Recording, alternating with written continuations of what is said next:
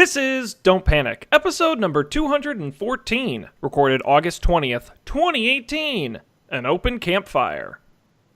Hello, everybody, and welcome to this episode of Don't Panic, the technology podcast on Gadgets, the Internet, and You. I'm Sean Jennings, joined as always by two guys, available only at participating locations. It's Colby Rabidou and Dan Miller. Gentlemen, good evening. Hey. I had a fan of the show tell me that his favorite part of the show is when at the beginning when I say in the little intro bit 2018. And it's a guy I work with, and Andy, shout out to Andy, thank you for listening, and he will turn to me just over our cue ball and he'll just go 2018, and I'm like, thank you, Andy, I'm glad you like the show. I think that might be my favorite part now too.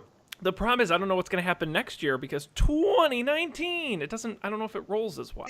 That sounds pretty good. But I did it in 2017, so I remember the way that you said 2017 being a lot more morose. Oh yeah, it was a tough year. It was a tough year. Not that 2018's been great, but you know. 2017. And then of course, who could forget 2016? Yeah. Who can forget? I need to meet that hopefully person. Hopefully all of us, yeah. Whoever can forget that. Keep dreaming. Learning their secrets, their tricks. They are wizards. What's going on, guys? We weren't here last week because, get this, in a perfect illustration of our three lives, Colby was on vacation out of the country, Dan had an exciting party to go to, and I stayed home. I did end up staying at that party for a long time, so my estimation was correct. Glad we could help. Was it a fun party? It was a fun party. It was just, kind of a run-of-the-mill party, but it was good people. Well, when you go to as many parties as you do, Dan, after a while, they kind of just blend together, Yeah, I hear you. I hear you. Yeah, that's not true at all. It's not true that they blend together. It's not true that you go to a lot of parties. Both. Well, they may blend together, but I know some people who go to a lot of parties, and let me tell you, I don't go to a lot of parties. Fair enough. So I had a very eventful weekend. I helped my mom cut the cord. Also, happy birthday, Mom. Yeah, super fan of the show, Nancy. Happy birthday. Yeah. So my mom wanted to cut the cord, which I thought was crazy, but she's pretty committed to it because the cable bill is so high. And I did a bunch of stuff. I started with, what we need is one of those antennas so we can get the over-the-air channels. And then, of course, once we get the antenna, we're going to need some way to record, what's being broadcast on the antenna, and that other thing isn't around anymore. What was that thing called? Aerosmith? Something like that. Aeropress? Something like that. Anyways, that thing doesn't exist anymore, so you can have to build it yourself, but that sounded like a fun problem, so I'm, putting this computer together, and I put the antenna up, but it's pouring. It was absolutely pouring on Saturday, and we only got one. I learned all about how these antennas work. We only got reception from one broadcast tower. I was like, I'll try after. Putting the computer together. And then after the rainstorm, we got reception from two, but we were supposed to get reception from 4 or 5. And the second one didn't work that well, and eventually we got a third, but the third one I never saw it work at all. So the antenna was a flop. Yeah. And because the antenna was a flop, I never got to build my antenna DVR computer, but I thought about it a lot. But That's a shame. I know. I almost brought the antenna here. I was like, I don't really watch TV, but it'd be fun to build an antenna DVR in my house, but I don't really watch TV. What we can say for sure, though, is that the Hulu Live TV thing is pretty good. She needed that to watch some sports stuff that was never going to be, and some other cable things that were never going to come over the antenna, even if it had worked. And it's great. You pay $40 a month, and you get a little DVR thing that works, and you get all the channels, and it's pretty fast and responsive. That's the good parts. Here are the bad parts. If you think the new Hulu interface sucks for on-demand, it's terrible for the live TV thing. Can't imagine. It's just a list of channels, and you just have to scroll through for each channel. Next to it, you can see what's on right now, and you can watch that thing. So that's what you see at first. It took me hours to discover it, because then I installed it on my tablet, and on my tablet I can see like the lineup like you would expect on the grid of like your cable box that the guide the guide. Then I realized, swiping the phone app, you can scroll through these stupid little cells and see what's coming up. So the interface is okay. At first I thought that it was terrible, but it's just okay. The thing that really sucks is how you have to use the DVR. Hulu is extremely opaque about this. They're like, this ad shows to my stuff, and then we'll record it. It was like, well, what if I want to like separate out shows that I like? Mm-hmm. I don't necessarily need to record it. Like, I like Atlanta, but it's going to be on demand. I don't want to record it, but I want it to show up on my thing so that it's easy to get to. So you have to add things to my stuff, and there's no view of like upcoming recordings. There's also no way, as far as I could tell, to record like an ad hoc show. Like, it doesn't make sense to add, like, what are you going to add to your my stuff? The NFL? Like, that doesn't make sense. Yep. And it gets even more confusing, I imagine, with college basketball games, which is what my mom wants to watch. I'm sure that they don't have a good metadata around that. So it would be great to just scroll through the thing, select a show, and record it, but you can't. You have to add it to my stuff. So Hulu, it's okay. It works. It's cheap. That's my Hulu review. Any questions about my Hulu review? Because then I have another exciting thing happened last week. No, Actually, two more exciting things happened. Jesus, damn, we only have so much time here. No, I will double down and say I tried Hulu with live TV, and it's Snapchat level bad interface, where it is very confusing, and just whether it's on demand or live, it's a very frustrating. But also, I've never really found a streaming like TV replacement service with an interface I would consider to be good, because Sling doesn't have a very good interface. PS View is okay. I have not tried. I used PS View a little bit. It seemed fine. It didn't seem hostile. It's okay, but they also don't have a DVR solution, I don't think. Okay. And YouTube TV I haven't tried, but I've wanted to. I just can't. It's zip code dependent, and I cannot get it in my zip code. I forgot about YouTube TV. YouTube TV is great because they're the only service that has all of the local affiliates. So your ABC, CBS's, NBC's, everyone else will have some version of those, but they always have all of them. But that's why it's zip code dependent, because they sign individual agreements with your local stations. So, yeah, Hulu had all of the... I don't know if they had all the local affiliates, but they had most of them. Yeah, they'll usually have some combination of a couple. It's just really hard because of the various licensing deals to do that. Oh, look, and they have... All right, well, we might have to try this next. I mean, that's a great thing. You can try it for a month, and if you don't like it, drop it. Yeah. So what else do you have, Dan? I took my first brave step into smart home. Yes. Last week. Yes. Wow. Finally. Very exciting. So I have like the little security camera, and I had the smoke detector, but those were never really interactive. It's not something that you would ever use on a day-to-day basis, so it never really felt like my home was smart. And last week I finally got the Wirecutter recommended smart outlet, which is called the Wemo, right? Is there the Wemo? Oh, Wemo's the shit. I own like 5 of those. They're great. Yeah. So I didn't realize this until recently, but air conditioners, by and large, I haven't found one that doesn't work this way. If you have it on and you unplug it, and then you wait 10 minutes, 10 days, and you plug it back in, it turns back on exactly the way it was. What? I know! So all you need to do to get a smart air conditioner is buy one of these $30 ding-dongs and hook it up to your outlet, and you can just turn your air conditioner on and off when you're not home. Why doesn't everything work that way? Why don't clocks work that way? I'm mad. I think clocks don't, but a lot of other things will, like lights, obviously. Yeah. A lamp. I guess it makes sense that clocks don't. Lights I mean, do. it does and it doesn't. Like Most things with like a digital screen, like I feel like don't do that. right, Yeah, but anything I would without never a physical expect- switch. Yeah. Yeah, there I have must a be. fan that doesn't do that. It's so annoying. Me too, actually. You're right. I have the same fan as you do. Ah, that Big is thumbs down. But Great why- fan, bad interface. Bad fan interface.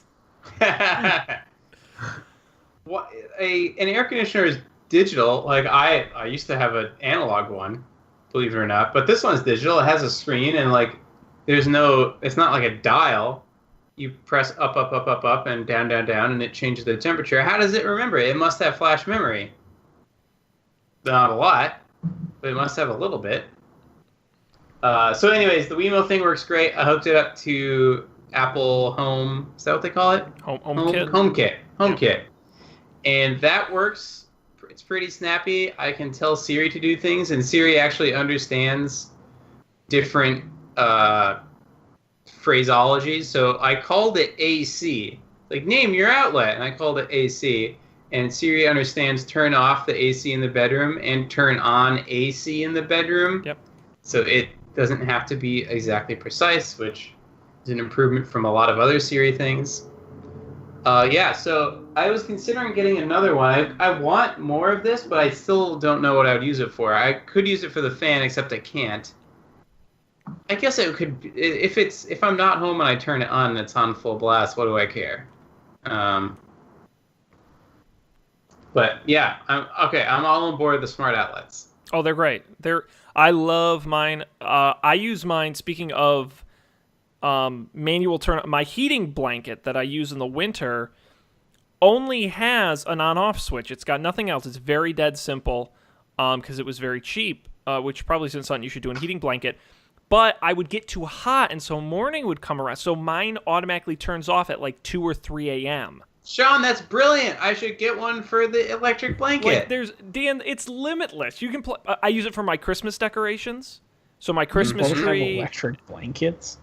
Yeah, like Absolutely. This like a this heating house blanket. isn't insulated at all. I'm basically in a cardboard box. Fair enough, I guess. I am too cheap to have the heat on in my place. So I guess since really ever, I've never lived in a place where I had to pay for heat. ooh, enjoy Like, it, buddy. Yeah, my last 2 apartments, you didn't pay. You were just at the whims of the building. And then San Francisco, there's no heat in those buildings or insulation, which I probably could have used Or air a conditioning. blanket there because there was a week where it was like 30 degrees. That was cold. And then we were in college before that. So, yeah. Yeah, I would. I'll give a shout out. Electric blankets, man, they're great. They'll revolutionize how you sleep in the winter. But great on a smart switch. Friend of the show, Katie Adams, asks, Sean, how did you find an electric blanket without a safety off timer? I thought that was standard. Katie, thank you for that comment. Live on our Facebook page at facebook.com/don'tpanicshow. And thank you, Colby, for noticing. That's a great question. I inherited an old blanket. It is very old. Hopefully safe. It is not new. But yes, that's right. A lot of them do now have safety off timers. This one will run forever. So I made it smart. You're taking on some additional liability now. She says if it's made of asbestos, you probably shouldn't use it. That's I a hear fair asbestos is very warm. point. Very warm. Great very insulator. Yeah. Sorry. Been doing that a lot lately. Dan, I think that's great. I think that's one more closer step to your eventual smart home. You're heading in the right direction. The tragic part is I'll never really have a smart home until I win the lottery or move out of New York City. You gotta get those switches. I mean, but again, all my light fixtures, I don't have any lamps. Sure. Like, there aren't the things I have plugged into my outlets are things that should always be on, like the refrigerator, electronics, my air conditioner. That's it. Like, I actually think that's it. But Dan, you got to think outside the box. Because I think Okay, you think help it's me here. small. Imagine, do you own a blender? Yes. Okay. All right. You take the blender, right? Before you go to work in the morning, you fill it full of yogurt, fruit, ice, and you leave. It's attached to a smart I see where switch. this is going. Then you do an IFT recipe. As soon as I leave the office, turn on the blender. You get home, fresh smoothie. As soon as someone replies me on Twitter, turn on the blender. Turn on Dan's blender. It's great. It's a wonderful idea. You could do, if you decided to like give up coffee in the morning, you could do your blender instead. You can do your smoothie, morning smoothie. It also could double as an alarm clock because you'd have to get up to turn it off, perhaps. That's brilliant. I like where all of your heads are at. Okay, yeah, maybe the possibilities are endless. It would be fun if I could get some sort of light hooked up to it and hook it up to something on the internet. That would be cool. I would be all about that. Are you ready for my other exciting thing? Dan, let's just keep going. A third exciting thing? Third exciting thing is that my mom got a new adopted cat. I saw the picture online. Oh my goodness. Yeah. The cat is absolutely terrified of everyone and everything in that picture. Oh. And I like its ear hairs, though.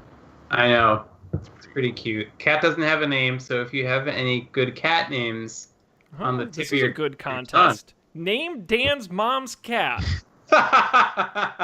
It's the best contest since win a beach weekend getaway with Colby's dad. So I think... it requires a lot less consent. Exactly. Exactly. And there are no bad ideas here. Katie, continuing to comment, says, this is the riveting content we come here for, more cats, please.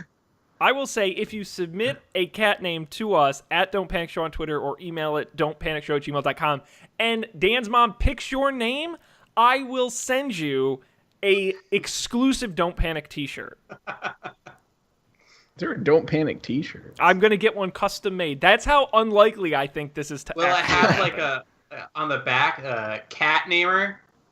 Yeah, #1 cat namer, and then a picture of the cat, and then with the Don't Panic logo on the other side. Because we gotta get that marketing. Believe it or not, I actually have a fourth really exciting thing to talk about. Dan, Jesus. This isn't all about you, buddy. Colby and I got stuff going on, too. All right, we can move on. No, please. Let's keep... It's the Dan show. We could rename the show to Dan Panic. Dan Panic. Dandemonium. Dandemonium. That's your spin-off show. It's my Frasier. That's so good. Dandemonium. All right, Dan, what do you got? I stopped using Twitter last week just to see what would happen, inspired by Merlin Mann's bravery.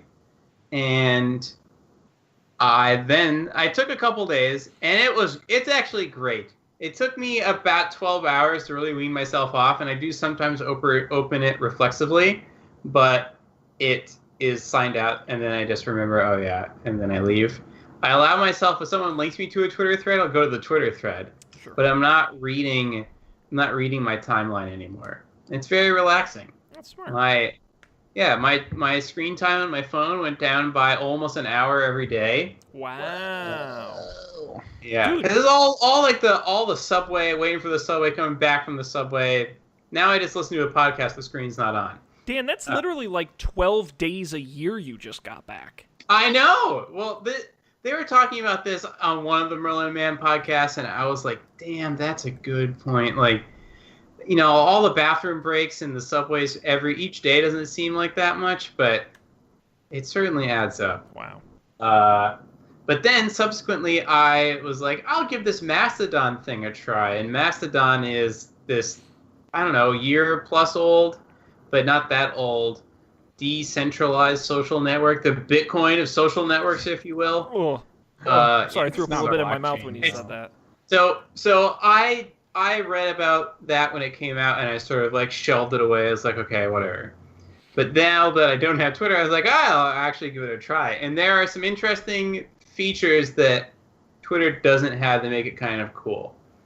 One thing, and that kind of reminds me of the old Google Plus circles is there is no one Mastodon to join because it's decentralized. So you join a specific server, and it doesn't have to work this way, but it has worked out this way that each server has its own focus. So there's like certain, like conferences have their own Mastodon instances, and you can talk to anyone else in any other one, but you get your default homepage is only what people on that server are talking about. So you can opt into you know what, I'm mostly on Twitter to talk to tech people about software development. So I joined a software engineer's Mastodon, and that's all the content I see. And if I want to, I can follow Kim Kardashian, and that will show up in my timeline too. But there's a view that I can use for Discover that isn't the world. It's just the people on the server. And there is a way to see the world too, but honestly, it's too much noise. I would never want to do that. For just a couple thousand people, you can actually, look at it and not feel like your hair's on fire and be like, oh, look, that person's talking about something interesting. That's the first interesting thing I found out. The second thing is it's really fun to use because it's so new. There aren't that many people, and when you ask a question, people will who don't even follow you will find your toot, as they call it. I also like that they call it toots, and respond. So I asked 2 questions over the weekend, and I got several people responding to each one. I've asked questions on Twitter. I have almost 1,000 followers, and I don't know, 1 time out of 5 I'll get any response from a question I ask on Twitter. You have 1,000 followers? Almost, but but what good are they? They don't help me with anything. I would help. You ask very technical questions, Dan. Though I just have to say, I see your questions and they're gibberish to me. Yeah. Well, you never ask what's a good recipe for guacamole? Then I would be like, all right, Dan, I got your back. Listen, I understand where you're coming from, but I asked technical questions on Mastodon and I got actual answers. But this sounds a lot like Discord. Yeah, it is kind of like Discord, but on Discord you can message other people on any server at any time, but it's not like you could have a chat room with people from different places, from what I understand. See, go ahead. My last takeaway is that all the mobile apps are absolutely terrible. One of them is passable, and it's called Toot Don on iOS. The only passable one I found. Dan, get in on the ground floor. Which Mastodon thing are you on? I'm on mastodon.technology, so I'm dmiller at mastodon.technology. I like technology. Technology's cool. Here, I'll put it in our super secret text channel. If anyone wants to follow me on Mastodon. You know how I know this is like You know how I know this is like the Bitcoin of social media? I'm very confused. So, it's working. Just sign up, Sean. It'll be fine. Oh boy. I have been hankering for another social platform. Yeah. Do you think my company should be on it? Should I open up a corporate account? Should I convince my boss that this is the future of social marketing? I think that might put your job in jeopardy. Fair enough. I do like that, by the way, the Don't Panic Slack is now a photo of a crab and a photo of a cat. And I'm like, everyone's getting pets. Everybody's getting pets. Oh, yeah. Awesome. All right. Well, Dan, I'm glad you've got a lot going on. Whew. Thanks for letting me get all that off my chest. That's what we're here for. We're kind of like a much cheaper, less effective version of therapy. So anything you need to talk about, buddy, we're here for you. It's not free, sadly, but it is pretty cheap. Now, Colby, we have about 30 seconds if there's anything you'd like to share from your life. Dan ate up all the banter time. Wait, Colby, didn't you go on vacation? Yeah, I went to Jamaica. Colby went to Jamaica. I bought a house. But no. Let's talk about Dan's mom's cat some more. Dan joined a new social network. Listen, almost all of my things are tech-related, and I really do need a cat name, so... That's fair. Yeah, I went to Jamaica. It was fun. There were crabs there. I was not told about the crabs, but I enjoyed it. That was my favorite part. All right. They should advertise that more. I think so. Maybe some people wouldn't be into it. They were the first time you encounter the crabs. It was kind of surprising because it's at night. They're not out during the day. They're nighttime crabs, and they come out of holes in the ground, which is a little startling. But mostly they're terrified of you. Like they run away unless you corner them, and then they get really like still, as if they think we're Tyrannosaurus Rex. I mean, yeah. To them, maybe we are. Yeah, indeed. Yeah, it was cool though. A successful vacation. Relaxation was had. I didn't get sunburned, which was crazy. Almost never happens. That's impressive. Yep. What was that, SPF 100, 200, 400? I use the Wirecutter's pick for sunscreen, which is SPF 50. I think. I think at some point it's not anymore effect. At some point it just right overkill. They messed up that scale or something. It was just like diminishing not doing returns. Anything. Yes. Yeah. Indeed. What about you, Sean? How's moving? It's so good that my ceiling repair guy just texted me.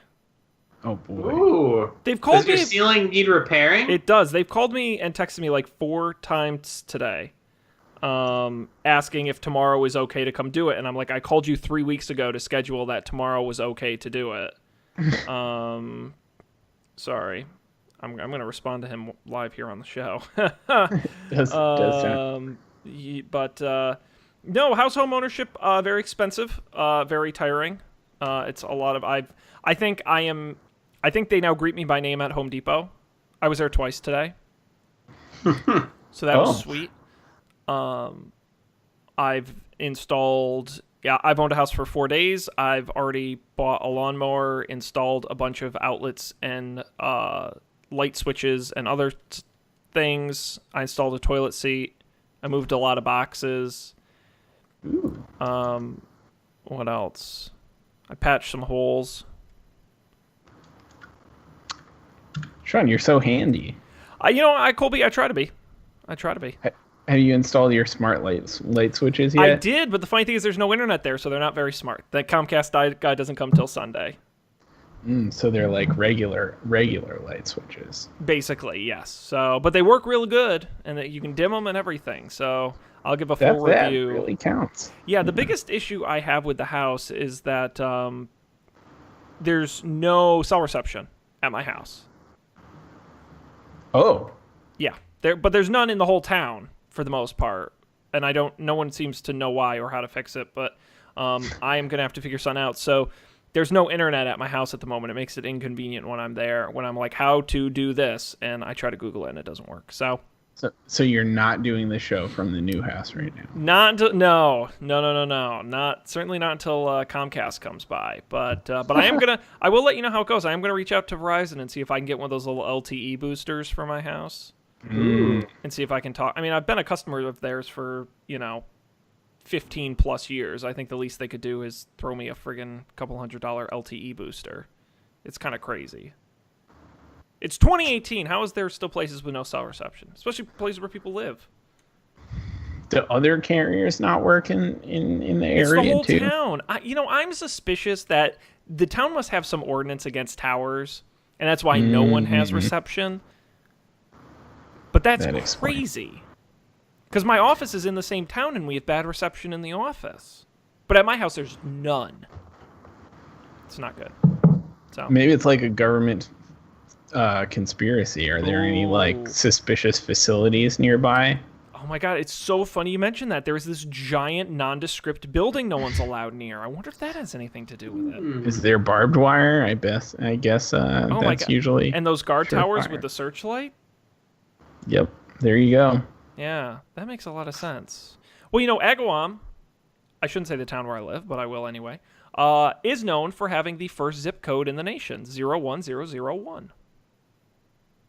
That's the first one. There's no 00001. No, that was the first one ever assigned. Wow. 01001. So my favorite part of being in New England is the 0 zip codes.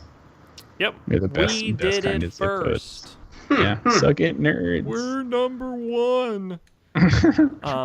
So anyway, I'll have more house. Next week's show will happen from the new house, so look forward to that. It will the fifth location in 6 years I've done the show from. So I just can't wait.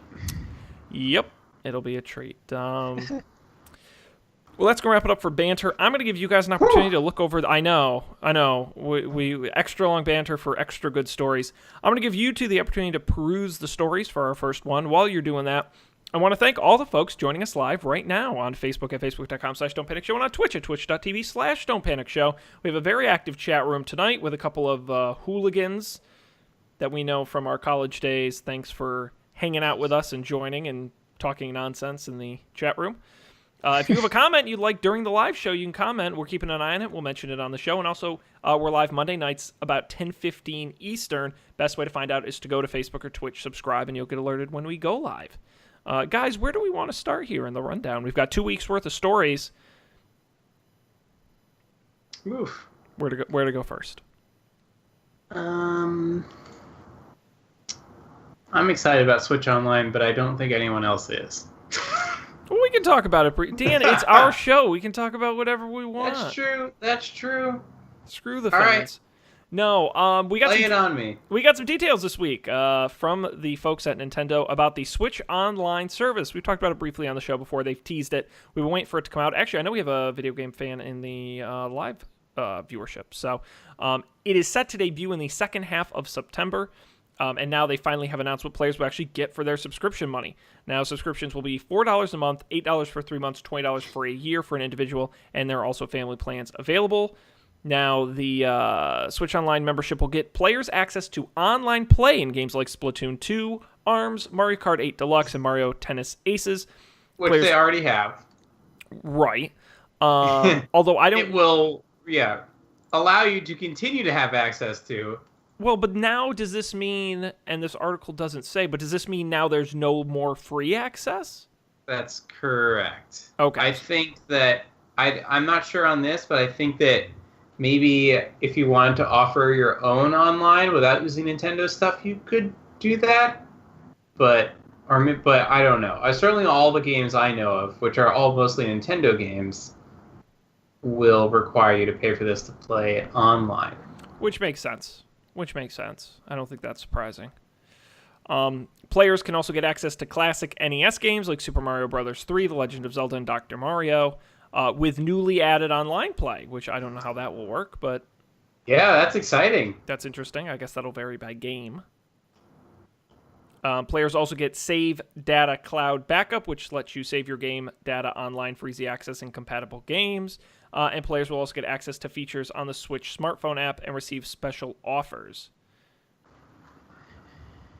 So there you go. Yeah. I'm excited for the back catalog. There are a lot of games that are on Nintendo that I haven't had the chance to play. All the ones that came out in the Wii and the Wii U, I haven't had the chance to play. The Wii U ones, they'll probably make actual games that you can buy, but the other ones, if I could play those for just a flat fee a month, that'd be awesome. The other thing I'm looking to find out is, will this work offline? Because up until I got re-obsessed with Zelda, I was actually spending most of my time with my Switch offline. Mm-hmm. So if those games don't work offline, I'd be very sad. Yeah, that's a fair point. This is a device designed to be used on the go. Right. Yep. And I also hope that the online play is snappy and not very laggy. We all wish for that. I'm curious about the added online play to classic games. I'm curious how that would work. Well, we do that in Smash, right? It's just a bunch of emulation hacks to simulate the other controller. And the idea is, if games are, for the most part, completely deterministic, especially if you set the clock, but certainly old games, they didn't vary based on time. So if you start the game at the exact same time and you send all the same like key presses, Sure. then both people's copy of the game should have the exact same result. I think that could be some. I mean, look, if they had online play for Mario Party, I'd go out and get a Switch today. So. Ooh, do they? Because the new Mario Party's coming out. The new one's coming out. Oh, you want to play the old one? I want to play Classic. You got to get both. If you can get the new one and Classic, oh boy, that's a sales pitch. There's no amount of money. What if we all got Switches? Then we could play games. If Sean got a Switch, I would get a Switch. If I got a Switch, it would immediately become uncool, and no one would want a Switch. So, a lot of pro Mario Party fans in the chat tonight. Mario Party will feature online play with friends, but only for mini games. Oh. Well, that's weak. It has a similar vibe to the mini game decathlon mode. I don't know if you know what that is. You folks are bigger. Yeah, Mario Party we are super fans. Yeah, gotta have that Mario Party. It is. I mean, and again, I don't consider myself a video game. It's probably the greatest game Nintendo's ever made. Absolutely. I don't think there's much debate about that. No. All the other ones are pretty much vying for second and third. Or at least, even if you don't want to go that far, I would say at least the best Mario game they've ever made. And which number was your favorite again? I forget. Oh gosh, it's like choosing between your children. Gosh, I don't know. Three was pretty great. 6 was good. 6 was solid. I mean, there really any 4. You throw them in there.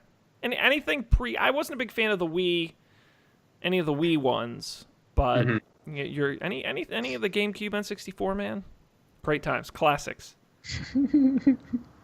But before we lose all of our live viewers, why don't we move on to another story here? Which would be...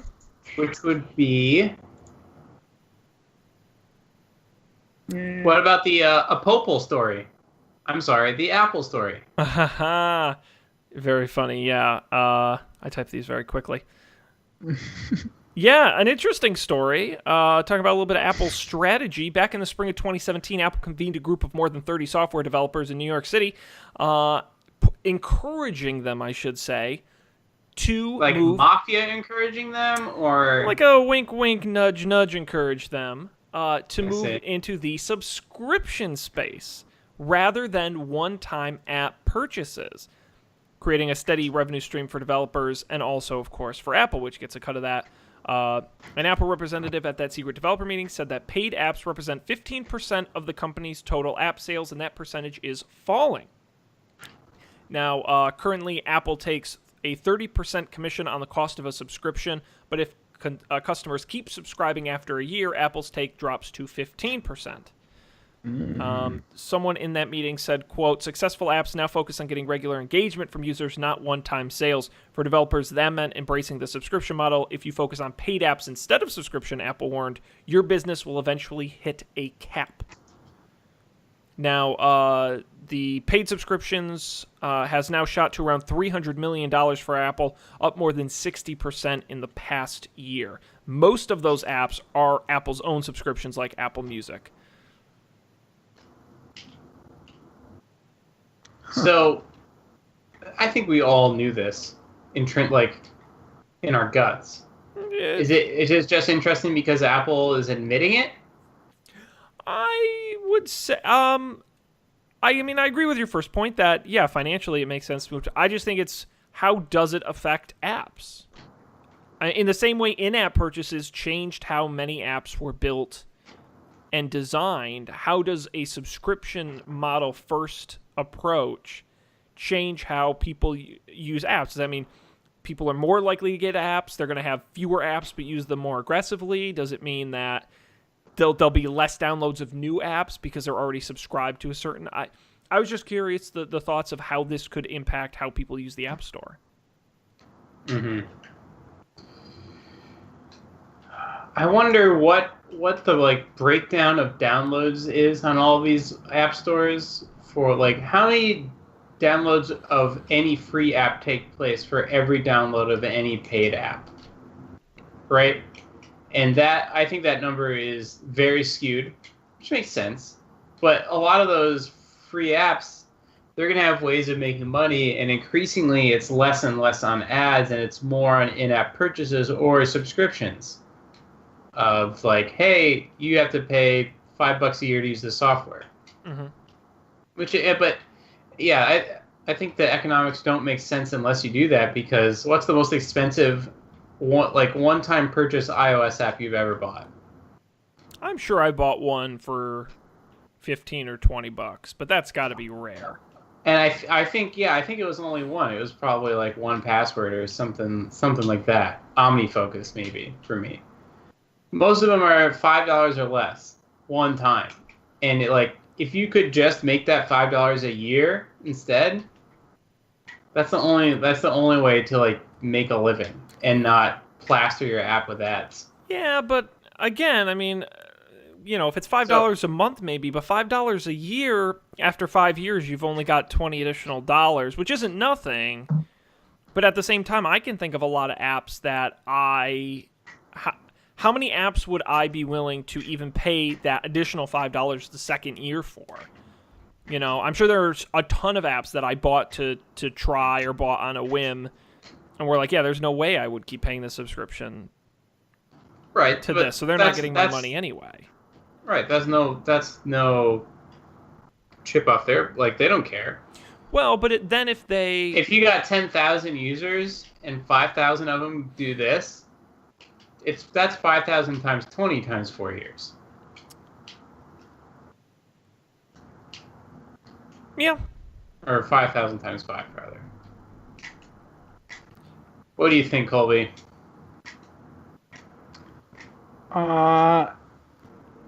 I think it definitely makes sense for some things. Like, I don't know, maybe it depends on. Yeah, I think like what Apple's saying is true, right? Like at some point you're going to hit like about the maximum number of people who are ever going to buy your app, presumably. And then you won't make any money anymore. So like maybe if it's an app that does not require support or is like I don't know, is either done, right? Is like totally done, or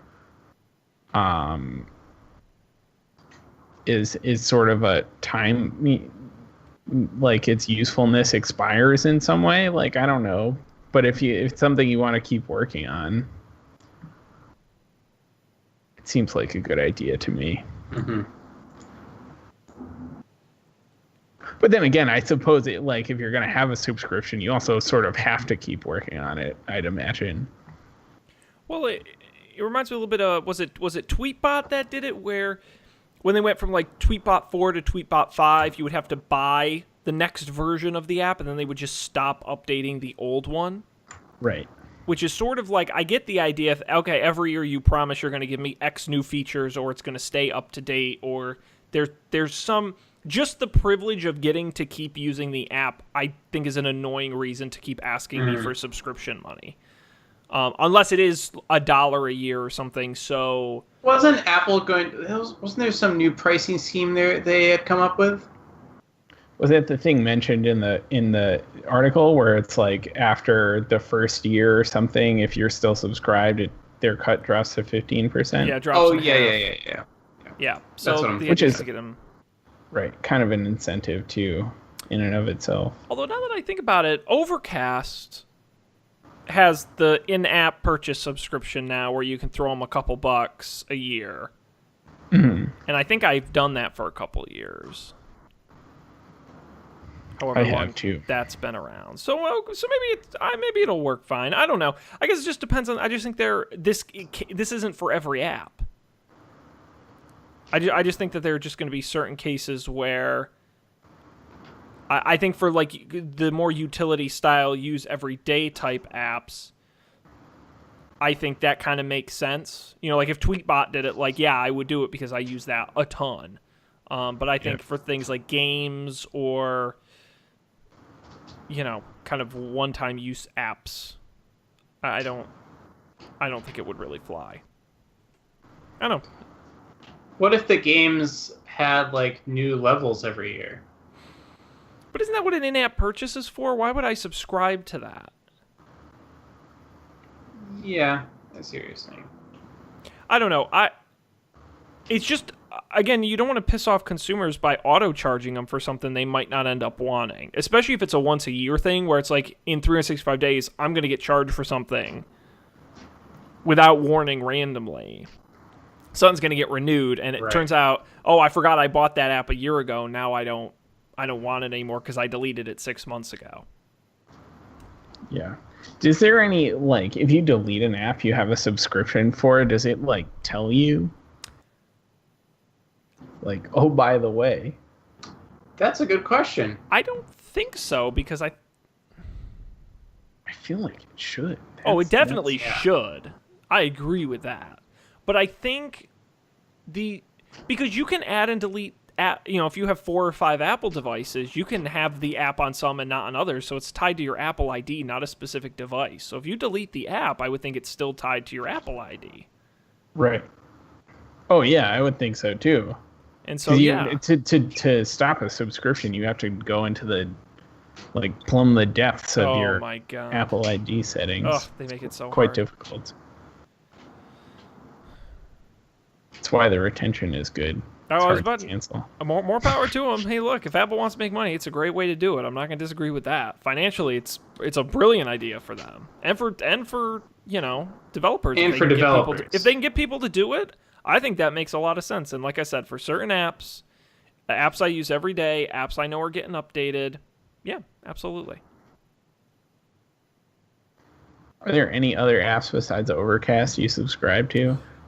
That's a good question. I don't really think so. That is a good question. But now I'm going to take 8 hours to dig into the depths of my iCloud account so I can try and find out.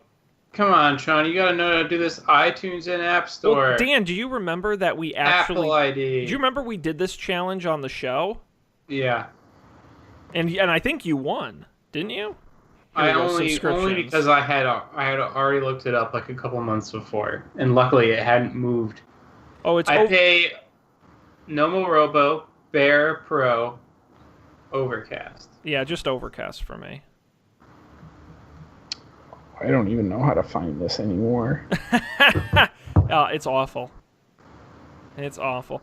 Well, Colby, while you're doing that, I will pivot us to our next story here. I want to try and squeeze in one more. We've got stuff on Chromebooks, on the EU. We've got Samsung, Spotify. Let's talk about the Spotify thing. It's the monetization episode of Don't Panic. Yeah, when are we going to monetize this thing, guys? I think it's been long enough. We're waiting until we get critical mass, until they can't turn anywhere else. I was thinking, I wasn't really thinking, but I'm thinking now, if we had a Don't Panic Patreon, what could we offer people in exchange for their money? Tote bags.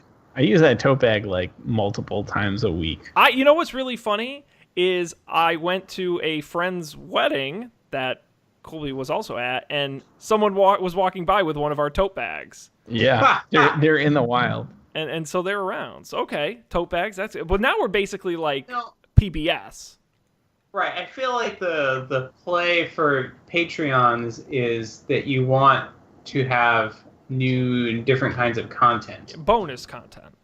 That's right, bonus content. What would be our bonus content? You could get Super Smash Bros. Lessons with Dan. That's really good. I like that.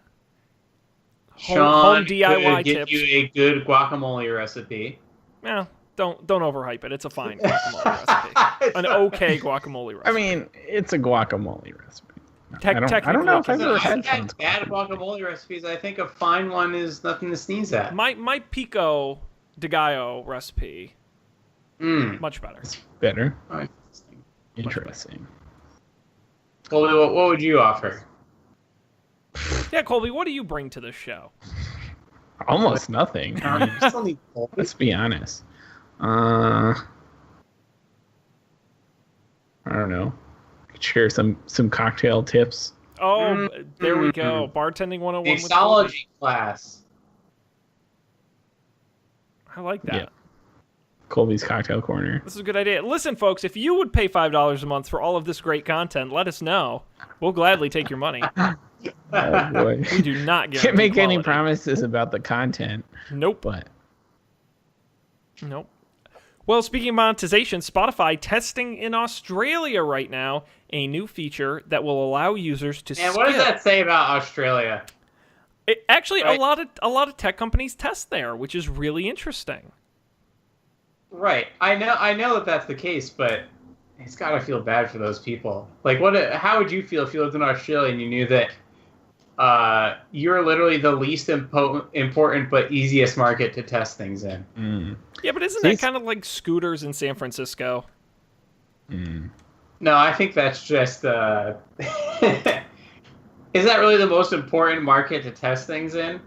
It's probably the only market to test something like that in. It's certainly the most convenient. I remember Facebook used to test stuff in New Zealand all the time because A, they were an English-speaking country, and B, Not a lot of people.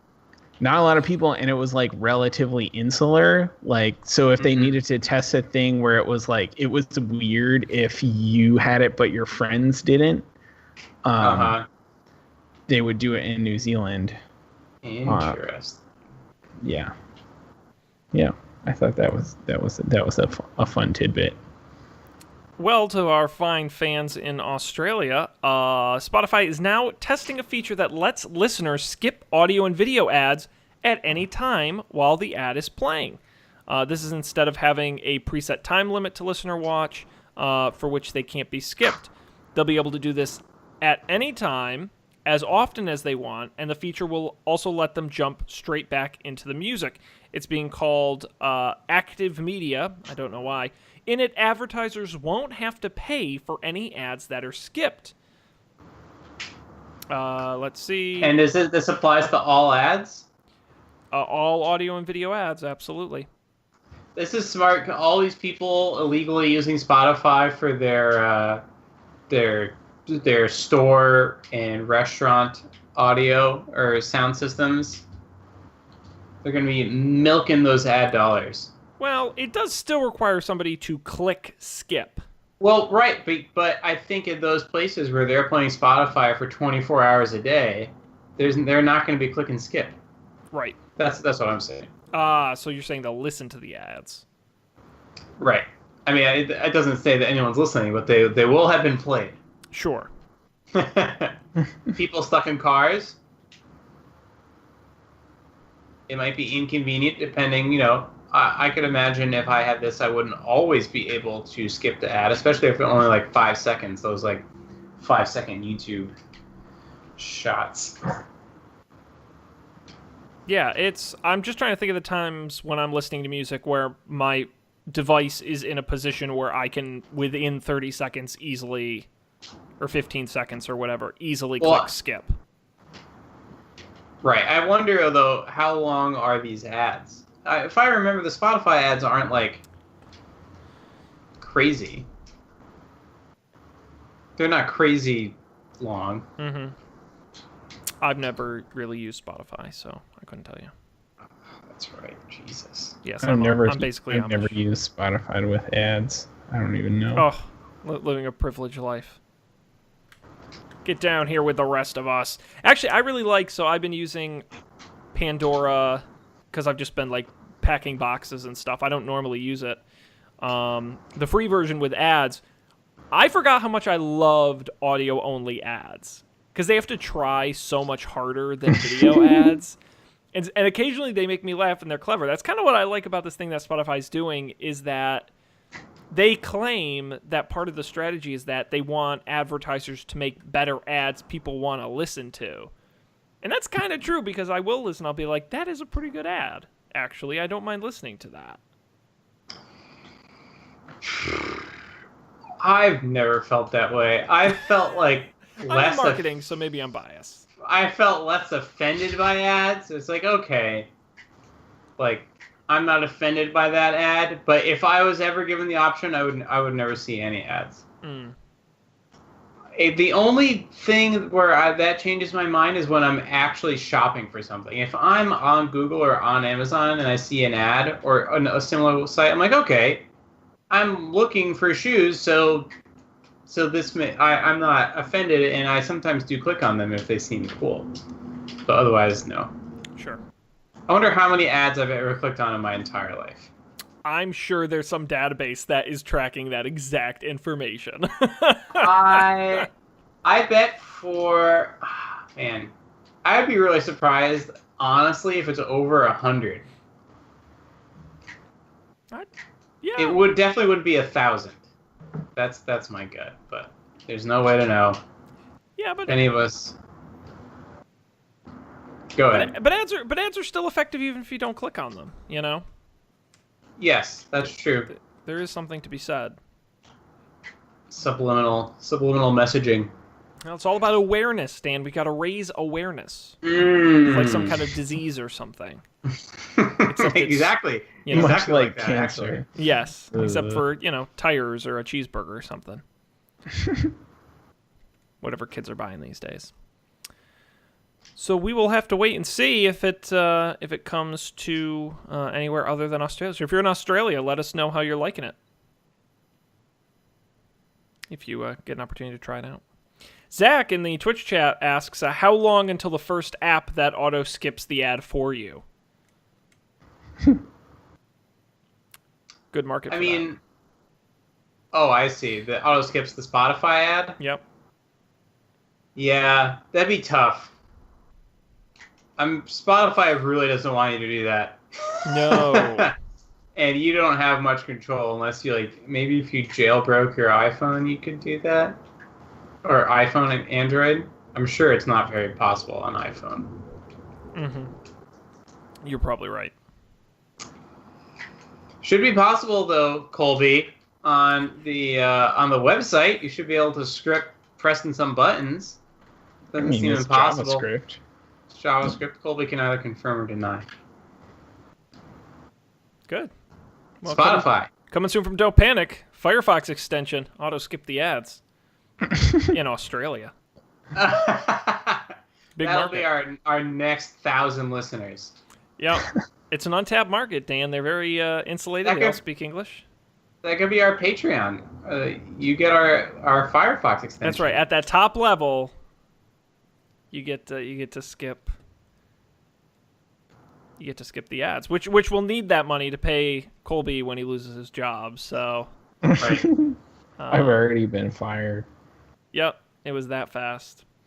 Alrighty, good. Well, let's see. Clock. We got to move on, guys. We're out of time for news. We're going to move on to picks, the part of the show where each of us brings something we want to share with the world. And we've got a couple of doozies here in the rundown. I am going to have Colby go first. Yeah. I picked this before after the last time I traveled. It's the mobile passport app, but I hadn't actually used it before. I was just jealous of the people who did use it. But this time, coming back from Jamaica, I used it, and we were in a line behind 4 people. We went right up to the counter, and they were like, "Did you buy any stuff? Like, are you bringing anything back from Jamaica?" We said, not really. We told them the small amount of things that we had brought back from Jamaica, and they were like, "Okay," and we just walked. It was so brief that Emily asked, "That's all?" And the woman was like, "Yeah, you can go." It was very, very fast and very cool. You do it on the plane, so you take a picture of yourself and you answer all the questions on the app. And then whenever you have Wi-Fi, whether it's on the plane or at the airport, you click submit, and then you go wait in the special line. And they just expect you're coming, and it's done. It was crazy. So I don't know. I can imagine a future when everyone's doing that and the line is way longer. But I'll probably still get detained every time anyways, so probably Dan, you gotta so. stop bringing back those special things from Jamaica. I gotta stop having a common name. Yes. How dare you? Yeah, but in any case, the mobile passport app, I think it's U.S. and Canadian citizens, but it's only at certain airports. usually bigger airports. I know Boston is one of them. I'm pretty sure New York is one of them. There's a list. I think it's like 24 airports or something, but they're expanding allegedly. So check it out if you're doing any international travel. Very cool. Mobilepassport.us is the website for that. See if it's at an airport near you. That's really great. Zach in the chat said he used the app when he came back from Israel. Based on Colby's suggestion, it was so fast. Guy barely looked at his passport and waved him through. That's what we like to hear from our Border Patrol people. Yep. Barely looked. Barely checked. Nope. All for the sake of convenience. Who needs security? Yes, sir. Very cool. Check that out on your next international trip. I'm going to go ahead and jump in here. We'll let Dan take us out afterward. I've got a fun pick for something to watch. I'd heard about this a while back, and I finally got around to checking it out. Very briefly, you guys have heard of Star Wars, I'm sure. Very popular. Yeah. There's not enough of it going around, but many of you may not know that the Star Wars you know and love today, not the same Star Wars that originally came out. They changed it a bunch. George Lucas, he did this with the CGI dragon things, and with all the Han shot first, and all that nonsense. He changed all the effects. It's not the same. They're special editions. And some people say they're not as good as the original. Problem is, you can't get the original. George made it so it's impossible. I love this story that there was a English teacher in the Czech Republic who said enough is enough. Taught himself video editing, like professional video editing, and went frame by frame, found a bunch of other people to help him, and recreated the original 1977 theatrical release of Star Wars. Recreated it. Did it by hand. Went in and literally painted over things and tweaked the lighting and pulled from all these different editions. Absolutely crazy. It's a great story if you ever read the whole story. But what's great is you guys see this edition. So the trick is it's kind of illegal to distribute it, so it's very hard to get. If my co-hosts would like a copy, they can reach out to me. But if anyone else wants a copy, we'll have a link on our website to the forum where you can get all of the information on how to get it. It's an involved process, but it is neat and worth doing because it is fun to see the differences. And one of the things I love about Star Wars is how it is really 70s and how it looks kind of crappy, but it also is really neat. And the effects seem even cooler when you know, like, okay, there's definitely no CGI. It's worth doing. So, Star Wars Despecialized Edition, the link will be on our website. I recommend if you get the opportunity to download it and watch it. It's pretty neat. All right, Dan, this is an app I'm literally going to download and use at my house tomorrow, so I'm very excited. So you picked out a good one. Yeah, this is going to be great for you. So a couple of weeks ago, I remember thinking, wasn't there a part of the Apple keynote where they could put a ruler on a surface and you could get the rough dimensions of something? Mm-hmm. And apparently it's not actually part of the OS, but there is an app that allows you to do this and so much more called MeasureKit. So MeasureKit is an app on the iPhone. It uses ARKit, and yes, you can, better than a ruler, you can draw lines on surfaces and get the dimensions, which is fun and by far the most useful thing. You can do stuff with people and their faces. I'm turning it on now so that I can pull up all the features and remember them. Face stuff, angles, you can get the height of a person, you can do levels, but by far the coolest thing, and I still don't know how this works, the magnetometer. So you can take your phone and do I have anything magnetic around me? It's only one way to find out. I guess. If I hold it up to here, no. So I held it up to my iPad smart cover, and you could see this little line spiked way up. How does it do that? I don't know, but I do have something magnetic, but it's too heavy for me to pull up here. Well, you put it up right up to your monitor, and it'll spike. Okay, too close. Oh, there we go. There it was. Wow. Yeah, so this thing's really cool. But that's just a parlor trick, but the useful thing is definitely the ruler. If you're is my table 30 inches deep? You can just roughly check. Okay, this is it's kind of close. I should probably get the tape measure out, or no, it's not close at all. Yeah. That's Measure neat. kit. It costs money. I forget how much money it was. $1, $5. Maybe it doesn't cost money. It's free, but there's an in-app purchase to get more features, which is Ooh, $5. what do you get with the in-app purchase? I don't. This is like the magnetometer was. Was an Did in-app I? purchase? So you must have bought it at some point. Oh, This is bananas. I could spend all day doing this. yeah, it is a lot of fun. Oh my god, you make angles and stuff? God, I love the future. All right, hey, that's cool. Neat, Measure Kit. It's available on the iOS store. It will be on our website. The link will be there. Find out how big stuff is. Yes. I want to look at my face data right now. Yeah, let us know if your face is a good size, Would Dan. you like to know? Let's see. I got mouth dimple right, mouth roll upper, mouth shrug upper, cheek puff. Nope, doesn't really detect my cheek puff. Can it like measure your emotions? Cheek squint, nose sneer left. This is crazy. Outstanding. Yeah. Wow, good pick. Good pick. That'll be fun. Very cool. Alrighty, guys, that's it. We're done. We got to take this one home unless you got anything else you want to add for this evening. Nope.